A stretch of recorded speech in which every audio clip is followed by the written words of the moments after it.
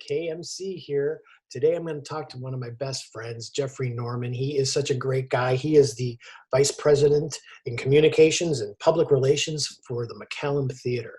So we have a lot in common, talk about that kind of stuff. And Jeffrey is just a great friend. And if those of you who don't know him, I hope you take some time right now to get a chance to hear more about how he is and how things are going for him. So without any further ado, let me bring you in with my friend, Jeffrey Norman. Hi! Hello! Look at you. Hey, you sweet thing. Oh, you're sweet too. You know, you were my first guest when I debuted just the podcast, and that's been like 3 years. Is it really? Yeah. That's insane. It is insane. You remember where we did that? I do. Oh, I remember every second of it. People walking up, talking to us about our hats or whatever we were doing. That's right. I remember that. Yeah, we were at the Courtyard of Coffee. Yes. Which you can't probably go now. I don't know. Do they even have that open at this point? I don't even know. Yeah, I don't know. And then, the whole mask thing, probably would be difficult. It makes it difficult to drink. Well, here, first of all, I'm going to have some coffee with you right now. Oh, you got a nice. I've got a very. It goes to the invisible. Can you see? You can't see that these are the playbill glasses. Wow, that's nice. I'm a theatrical kind of guy. Not you. It's shocking. How have you been faring in this pandemic? What a weird little world we're living in right now, huh? What's your life? How's it changed what you do?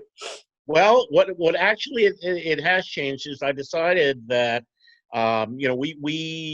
we were sent home around March 16th, I guess, and I've been working from home ever since. And I was very concerned that I would spend the entire day walking back and forth to my refrigerator.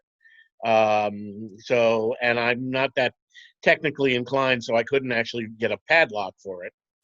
So I decided I could go in a different direction.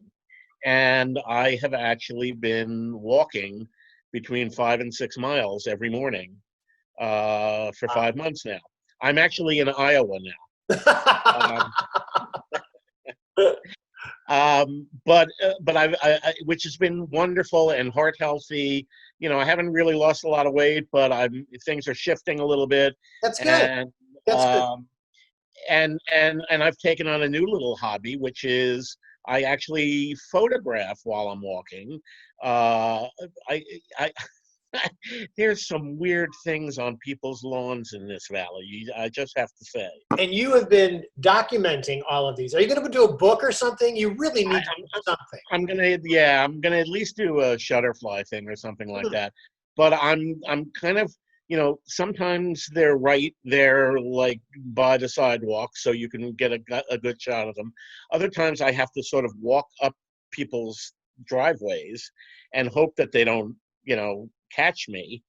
and I've been caught a couple of times. Just what are you doing? And I'm like, oh no, I'm just taking pictures of pretty things. And usually it's the most hideous looking thing you've ever seen. And that's why you're taking it, right? Yeah, once you say, "Oh, this is so pretty. I wanted to take it." Oh, sure, by all means, So that kills a couple hours in the morning, and then I've really been working too. So you get up and you do that. I got to tell you, I applaud your.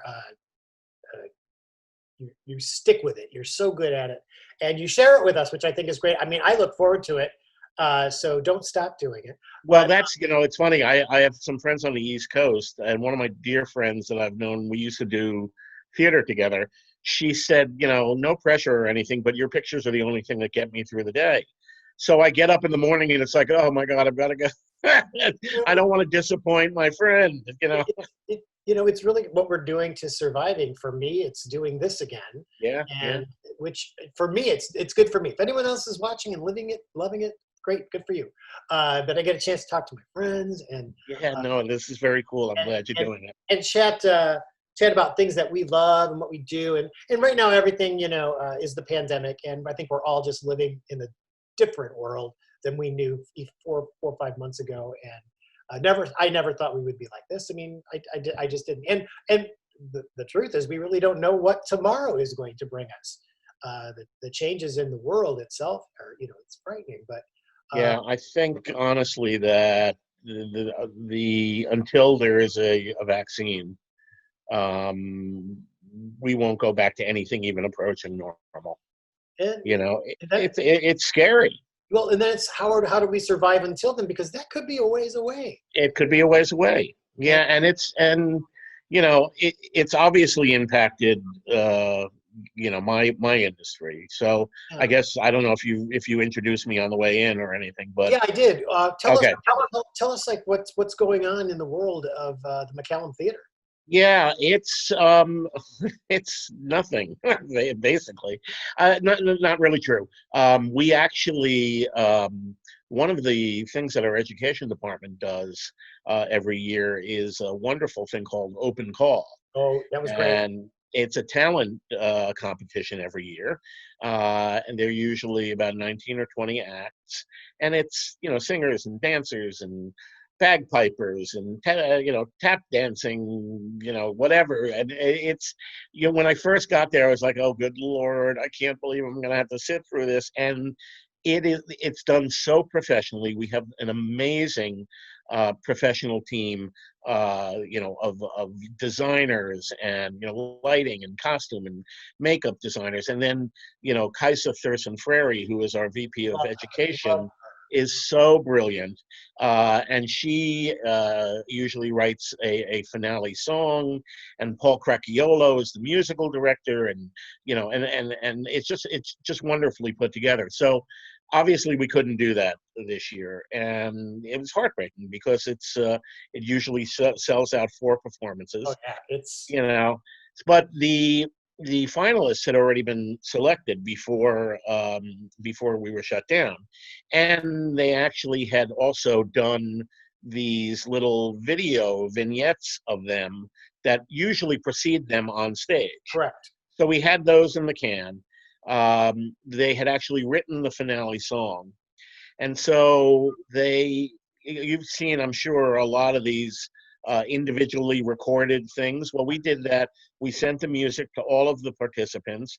They recorded their own parts, the singers, the musicians. Paul Cracchiolo put it all together.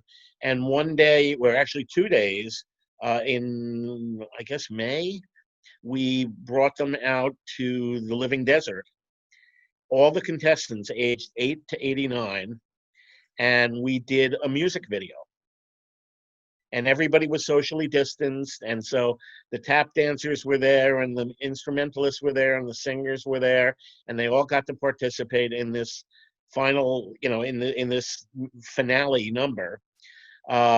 We made a music video out of it. We did a partnership with KESQ, and we put together a half-an-hour special, which had all of the vignettes in it. We also had a young filmmaker doing behind-the-scenes stuff, and we actually had a 28-minute special on KESQ last week. We heard it; the ratings were through the roof.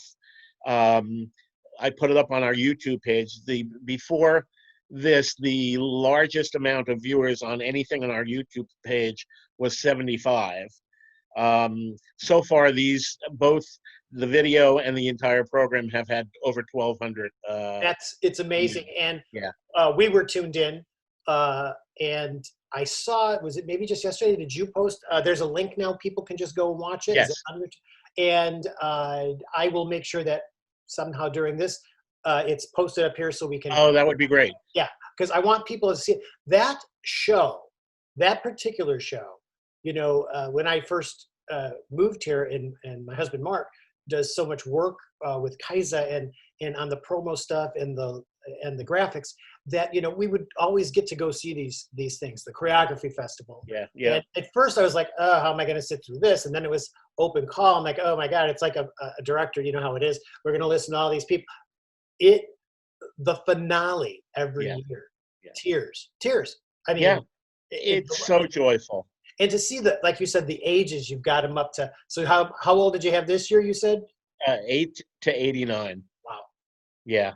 It's a blessing to be able to watch stuff like that, and it's true art of art. I mean, it's putting all those components together I love the aspiring, youngsters. One of our former winners actually was on Broadway as Oh, in Kinky Boots and in Wicked, Carrie St. Louis. Um, but then we have the people who maybe have retired and have always wanted to sing or always wanted to tap dance or something like that, and they get a little. Again, you know what? No matter what you say, the McCallum is a beautiful stage, a beautiful theater, and to stand on that stage for 4 nights in front of 1,127 people and is kind of cool. I mean, at at the age of somebody who comes, like you said, who doesn't normally do it, and they come in, they audition, they get chosen. All of a sudden, they're standing there with the best lights. I mean, the stage is great, and the effects are wonderful, and they're singing, and their voices are heard.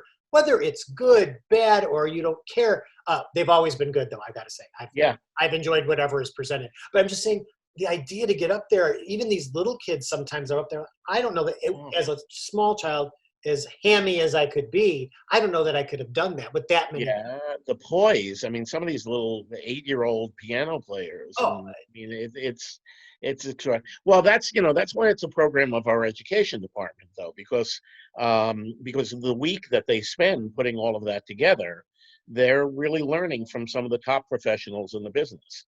so with the way that turned out, and how financially would that? How are you able to reap that? Did people have to pay? I don't. No, Not, no, it was all done for free. Thankfully, the sponsors who were going to sponsor the show, by and large, left their sponsorships for it. oh, that's So it's the Commander Allen Fund and the City of Palm Desert are the presenting sponsors, and then there were probably 60 or 70 other people who sponsored at various levels. So with great gratitude, we were able to give them something. well. Jeffrey, if you could just tell me what could people who might be seeing this at some point, what can they do to help out the McCallum during this kind of time? Is Well, there a page? Do you have a donate page or anything? yeah, yeah, absolutely. They can go to McCallumTheater.com and click the donate button. This is such a hard time for everybody. Absolutely. We want to be ready on day one to welcome people back into the theater. And some of that is going to require some, adjustments in the building that are going to cost some money. And so if you think of it along those lines, we want to follow all the CDC safety guidelines, and that may mean everything from retrofitting, the bathrooms to having thermometers at every entrance to everything being paperless to what have you. So we're still working, all of us, and we're still coming. We're coming up with some thoughts about some virtual program, about a few other ideas. We actually are going to have a brand new CEO in September. He Oh, I starts. read about that. Yeah. Yeah, his name is Jamie Grant, and he most recently was the president and CEO of the Ordway Center in St. Paul. And we've gotten to meet him. He's terrific. Good He's ideas. I mean, he's really smart. He's really he seems like he's going to be empowering. He knows that our staff, cumulatively probably has about 200 plus years in the theater.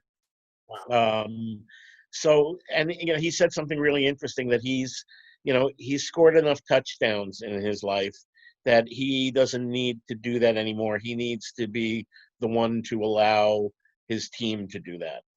And I thought that was a That's real measure of the individual. So um, we've been blessed the last I've been there for 7.5 years.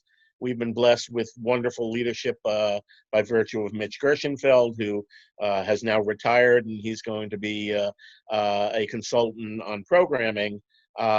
So we're hoping that and really confident that Jamie is going to going to bring a new level of leadership to the organization. Well, the McCallum is such an institution to the Palm Springs area. It brings so much joy to so many people, and some people might be able to reach out and lend a hand to knowing, and I want everyone to survive this. I do. Yeah. Anyone that I'm chatting with too, they have their own specific groups or affiliates that need some money, and for those Support them all. but we all are, we're all in the same boat, and that's the poor me doesn't last for me more than 2 seconds because it's everybody. It's a very collegial town, Oh. and so, there's actually a little like Arts Alliance. We meet digitally every other week, and we share ideas and commiserate a little bit. But the one point I want to make, really more than anything, Keith, is I want people to recognize now, but to understand after this is all over, what got them through this. And what is it? It's the arts. Oh, think about it. Right? And the arts are usually the first thing that are cut out of budgets. They are trivialized. But, when you've been sitting in front of your TV binge watching, everything under the sun, or watching virtual concerts or, some of these dance programs or just listening to music. Taylor Swift just dropped a new album the other night, Beyonce. What got you through all of this?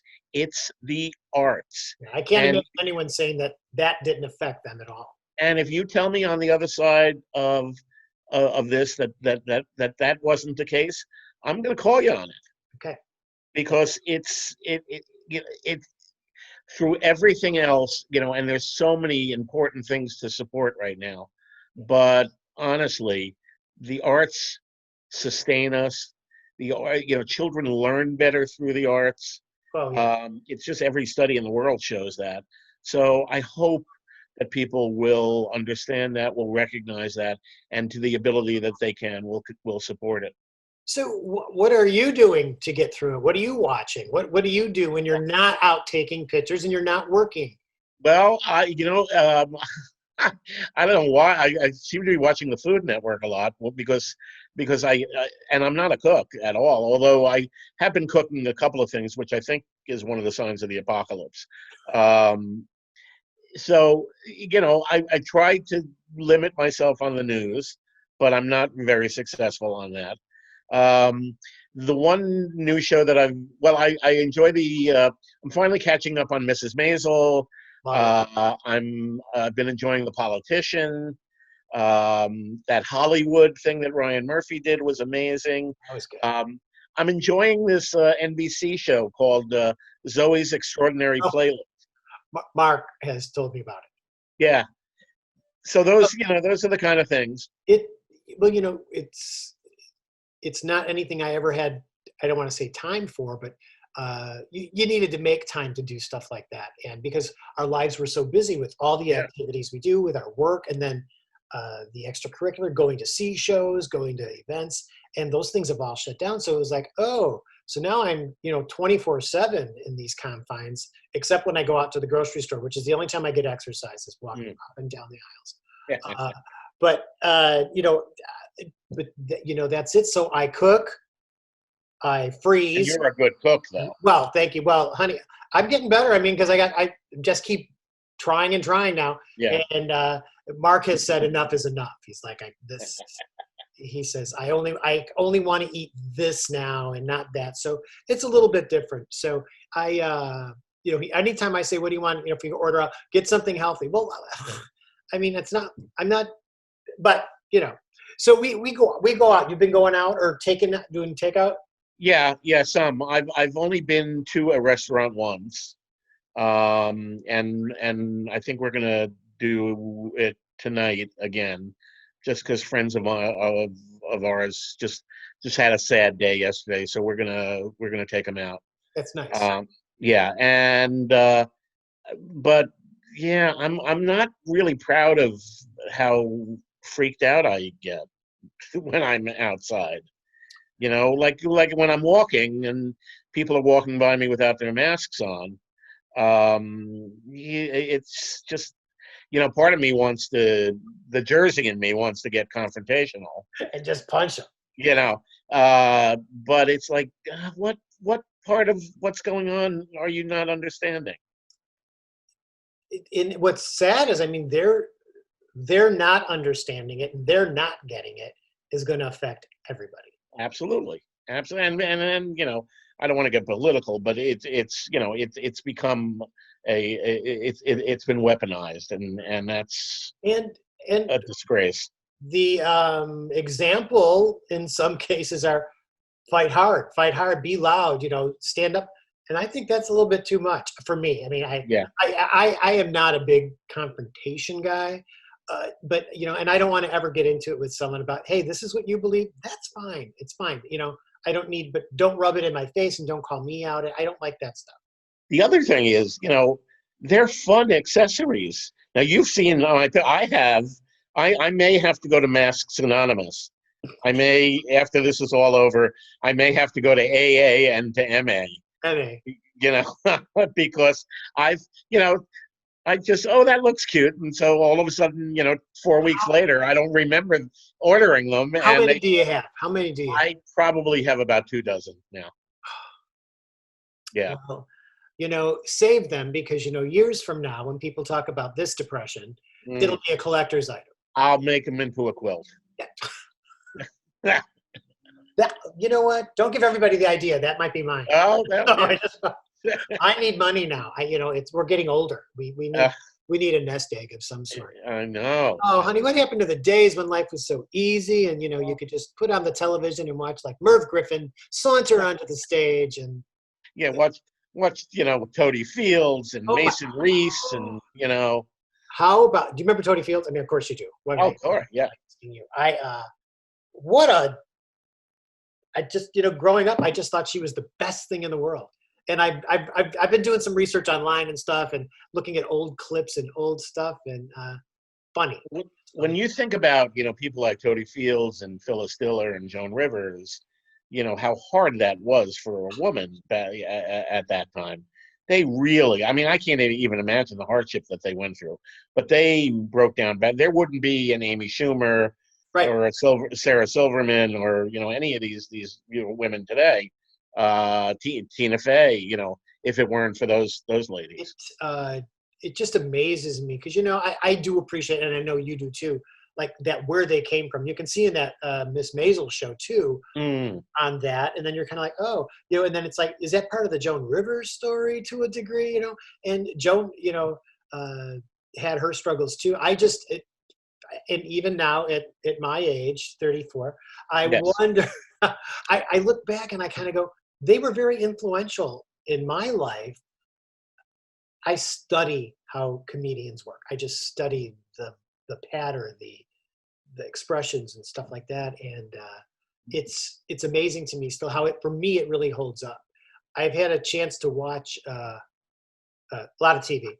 So I went back and watched the entire Here's Lucy, which is the last in the series before with the kids. Which I loved growing up. That was my growing up, was watching.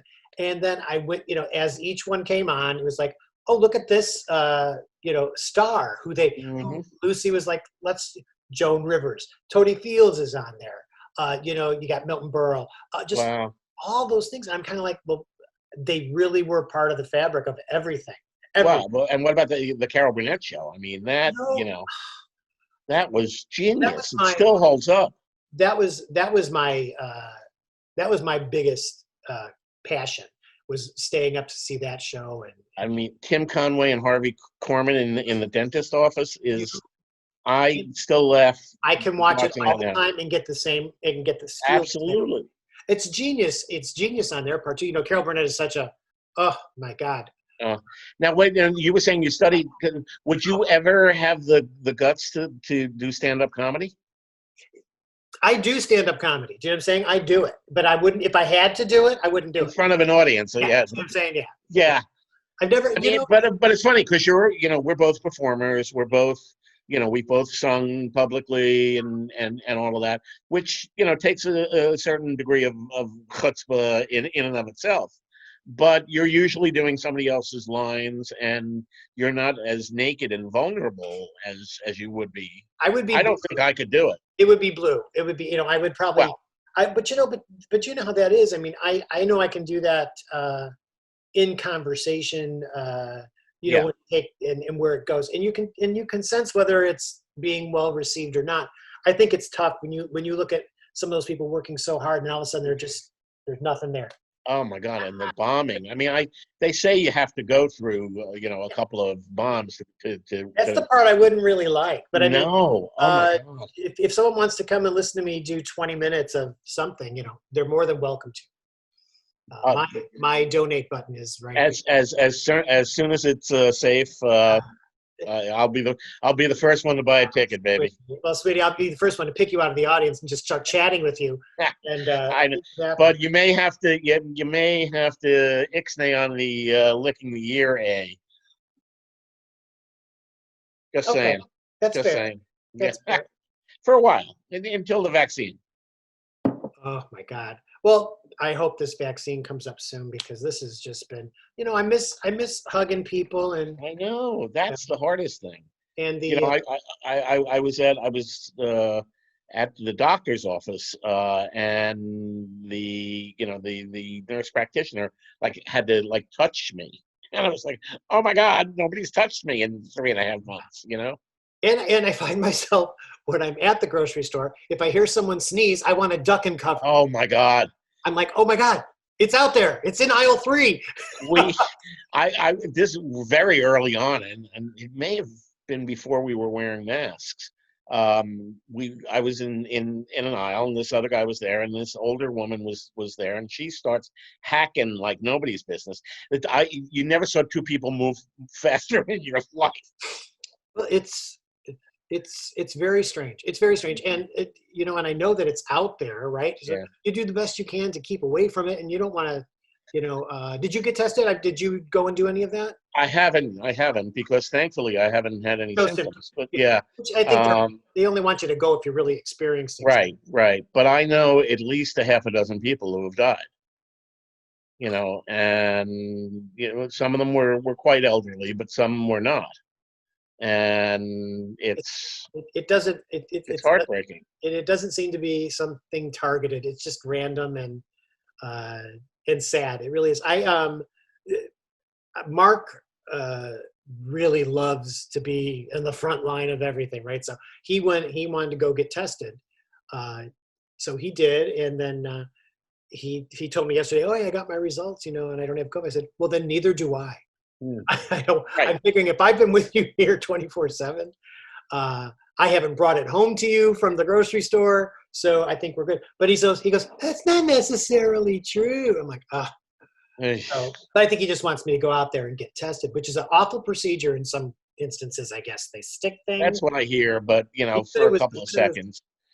Don't if you feel if you feel sick, go. And P.S. by the way, if you have any other things that are bothering you and you're afraid of going to the hospital, don't be silly. Just go. Yeah. People are avoiding regular health items as well. Right. The idea of, I do have to go in and get a doctor checkup before they can renew medicine and stuff like that. And I'm like, can we just talk before? Yeah. Because really, a doctor's office is where you're going. That's where it's gonna be. Hopefully not, but as you said too, I've had some friends who have told me, they were like, Keith, I did everything right. You're right. And I still got it. And I'm like, something must have been wrong. So then I started questioning, did you go? I went to 2 restaurants the entire time, and I was like, okay. But then you say, oh, I have to avoid that restaurant, because it's not the restaurant's fault. It's the person who was going in there. But maybe they didn't know they were, that's why it's all bad. Yeah, and some of the people who are coming into town, from various parts of California, who don't recognize that, especially in Palm Springs, that it is the law that they have to wear a mask. And then you have a lot, people who are wearing, the mask Down below there, their nose, yeah. you know, What's that doing? and it's like Andrew Cuomo said, he's like, that's a chin strap. That's not a mask. It's horrible. I think that's terrible. That stuff like that. When somebody opens up the time capsule and finds this interview many, many years from now, hopefully they'll say, God, what a horrible time that was. It was just a short period of time, but thankfully we're on the other end of that. Yeah, 100 years from now, when that's the Halloween outfit. Yeah, right. Oh God. And listen, yeah, talk about too soon. I remember a couple of people on arenas a few years ago with like Ebola T-shirts, and yeah. I get through it through comedy. It helps me get through. I have to laugh at it, but it's really a horrible, frightening thing. I don't, I talk with my parents, and I'm just like, don't go out, please don't go out. Yeah. But they're getting crazy. Just being home. Like, we have to go to church. Oh God. What's that meme that they keep putting up? If you don't like a mask, you're gonna hate a ventilator. And that's so true. Yeah. Again, I talk about my parents or that generation. They're old, elderly. The compromising just of life in your body makes it weaker. But are you traveling at all? Are you? Oh God, yeah, all over the place. No, I mean, are you doing? You're not getting on a plane, are you? Oh God, no. I've taken a couple. I drove up to Idlewild one day, and I drove up to Lake Arrowhead one day, and walked around town and took some pictures, and then walked a little bit more, and then came home. Because I'm not even. I was just actually on the phone with my former assistant who moved out to Vegas about a year or so ago, and she and her husband is a photographer, and they went up to like northern Nevada and to some of these kind of towns that are almost like on Schitt's Creek, or and I said, well, so did you stay in a hotel? And she said, yeah. I said, how did you feel about that? She said, honey, I've been taking, disinfectant with me to hotels for years now. You make sure you disinfect the remote, the doorknob, you take the bedspread off of the bed, and you're as good to go as, before. You usually get back east to visit people, and I mean, that's all on hold, and yeah. Broadway is nowhere. Right. No, you've been back to see your parents, no? No, you haven't. Yeah. We're supposed to go in August for my mom's 80th, and sorry, Mom, if I just called you out on that, but and Mark's mom is also in my birthday in August, and we both let them know we just can't. It's not. It's just not safe. It's for their safety more so. I mean, I get on a plane, I'm taking stuff with me. No. I worry more about them, and then I would be seeing my little grandniece and nephew. I know, she's so cute. I love those pictures. Oh my God, they're just but I'm watching them grow up this way, and that's fine. There'll be a day when we can look back on this and explain to them the difficulty that this really was. It really was it's a historical time for them, and I have no idea. Can you imagine what those going to school and all that? Oh my God, I don't know. This woman that I was just talking to has two friends who are teachers back in New Jersey, and they were looking at all of the things that they're supposed to be doing when they go back, and they said, you know what, I'm done. I'm retiring. People are in their 30s and 40s who are teachers are writing their wills. Well, and there's a lot of suicides I've heard over this too, and it's I think if we all stay strong together, I'm hoping that everyone can fare well. But I know that I think we all have our days, but we're up and down, physically, emotionally, then financially, and right. We don't know whether this is the toughest it's going to be. We don't know that. So this is way less cheerful than the last time we talked. It is. So let's end on a real happy note. Tony Fields is waiting in the wings here. So I was gonna wear. I should have worn I was gonna wear a turtleneck today, like Merv, and just be like, hey, how we doing? No, well, you know what? It Where's is. the band? You need a band. Well, Mort Lindsay and the orchestra are right. Oh, there you go. Wow, now you're really dating yourself. Right there. He had Mort Lindsay. Now, who knew? When I watched Merv Griffin back then too, I didn't think for a moment he was family. I didn't. No. I didn't. I mean, No. I just figured he and Zsa Zsa Gabor or Ava were. What did I know? All these years later, I'm like, good God, the whole country was. They're going to be making a movie about Paul Lynde, which I think it looks like Billy Eichner is going to play him. And I think that's going to be very interesting because, he was the closest thing. Oh, yeah. Him and Alan Seuss and Charles Nelson Riley. Right. That they were, they didn't come out and say that they were gay, but it was a lot of winking and nodding. And I think it was just that they were so mincing and effeminate. Yeah. I never thought of that as a sexual thing back then. I just kind of thought right. They were well, good. And then they tried to put Paul Lynde in a sitcom where he was like a married father, regular person. And then right. And then 20 years later, they tried to do the same thing with Nathan Lane. So we've really come a long way, baby. Terrible. Terrible. Well, honey, I look forward to the next time we're able to chit chat with each other. And I can't wait for the day I can just give you a big old hug, my little. Same here, my sweetheart. Thanks for checking in with me here. I really appreciate that. People get. Thanks for doing this. It's fun for me, and it's a little time capsule of what we're doing. Yeah. At the time that we're doing this, and I really do appreciate it. Love talking to you. Always. Always stay healthy, please. And just be your usual wonderful self. I try to be as much as I can. I'm hanging in there. I'll do some puzzles soon again, and I won't go cooking anymore. Mark doesn't want any more food. So. Well, you know what? Cook and bring them. Bring it to neighbors who might be. Oh, I've got cut in or something. I have done some drop-offs. Yeah.